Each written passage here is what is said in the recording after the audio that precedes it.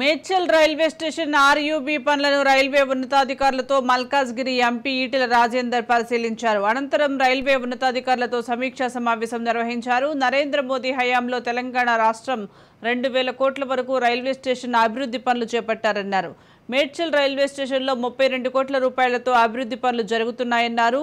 Gowdavelli, Gundlapochampally, Alwal, Bollaram, Ammaguda railway station ఆధునీకరణ చేస్తున్నారన్నారు.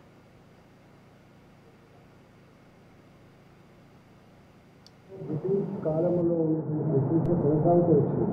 ఎప్పుడు కూడా 5 కోట్లు 10 కోట్లు రిపేర్ల కోసం ఇచ్చి రూపాయలు పనిచేయడం తప్ప పెరుగుతున్న జనాభాకు అనుగుణంగా ఇవాళ మొత్తం ప్రపంచం వేగంగా ముందుకు పోతూ ఉంటే మనం ఇంకా ప్రాచీన పద్ధతిలో ఉండడం మంచిది కాదని నరేంద్ర మోడీ గారు దాదాపు 2000 కోట్ల రూపాయలు Nampally railway station, Kacheguda railway station, Secunderabad railway station, అదేవిధంగా మల్కాజ్గిరి పార్లమెంటు పరిధిలో ఉండేటువంటి చెర్లపల్లి రైల్వే స్టేషన్ ఇలా అత్యాధునికమైన 7 కోట్లను కనిపించే పద్ధతిలో రైల్వే స్టేషన్ నిర్మాణం కొనసాగుతారు.